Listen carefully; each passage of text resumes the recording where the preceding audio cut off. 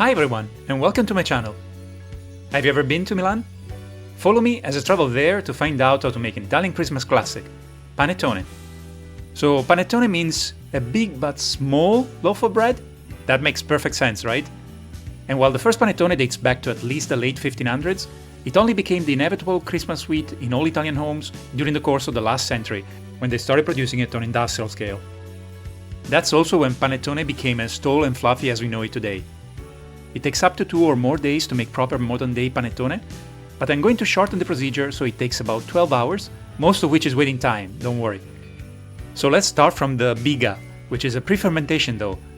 You can think of it as some sort of sourdough shortcut, with the purpose of improving both texture and flavor profile of the final product. I use a small bowl to combine 80 grams of flour, gluten-free in my case, but you can use bread flour, 4 grams of dry yeast,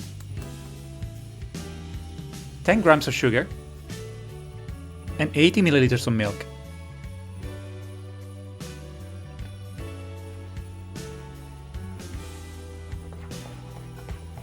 Now, this dough should rest for 12 or more hours in the fridge, but I will leave it at room temperature, reduce the waiting time to 2 hours, and I believe I still get a decent end result.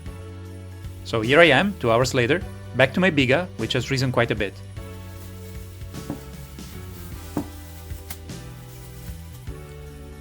I transfer it to a larger bowl. I add 370 grams of flour to it.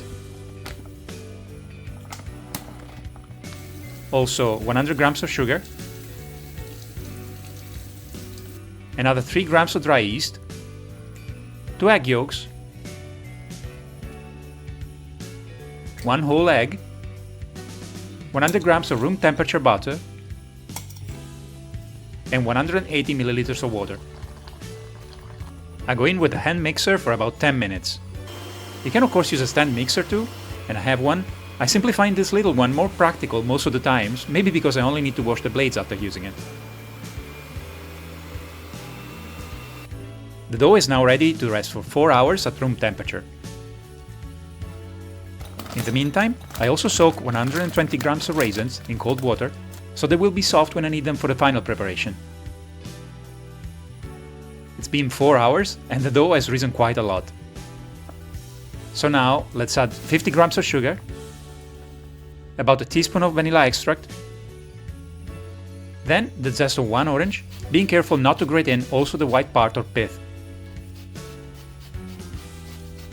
And let's grate 1 lemon too.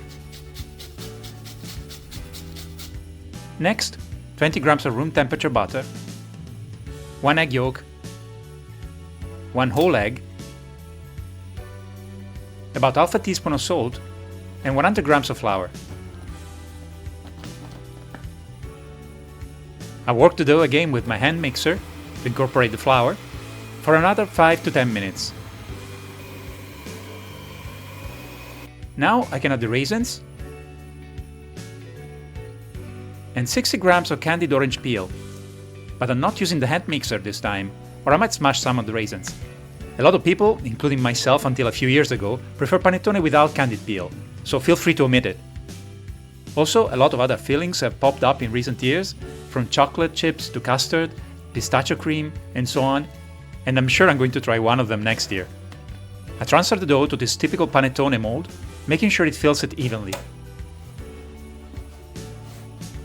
I purchased this mold online, but you can use a tall cake tin as well if you want to obtain the typical panettone shape. Otherwise, any cake tin will do.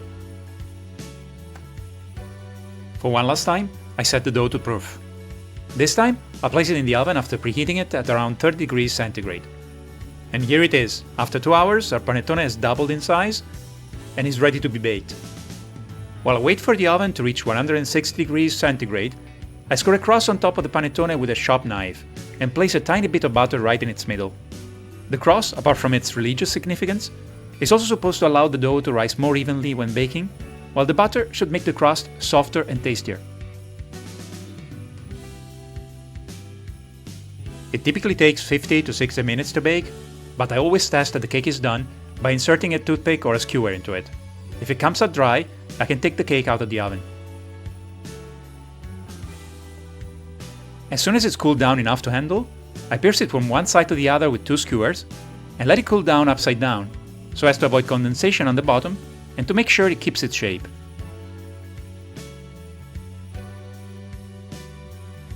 Ideally, you should wait 6 to 12 hours before you cut a slice, but it's been 2 hours and I need to have a bite.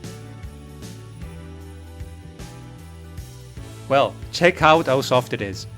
And it's so fragrant. I love its delicate citrusy scent and the well-balanced sweetness. And don't get me wrong, I'm not so crazy about packaged panettone, but homemade fresh panettone is something else.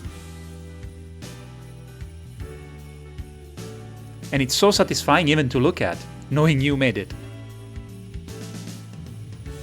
And it's still great for a few days after. My only advice for brioche-like products such as panettone is to briefly reheat it in the microwave, 20 to 30 seconds per slice. It will be virtually as fragrant as the first day. As you can see, making panettone isn't that difficult. Maybe getting it right might be, especially with gluten-free flour, but if you're patient enough, I'm sure you will be rewarded with something truly special. So, will you give it a shot? If you do, remember that recipe and ingredient amounts are both in the description box. And if you like this video, don't forget to hit the like button and subscribe. And of course, Merry Christmas everyone! So, where are we going next?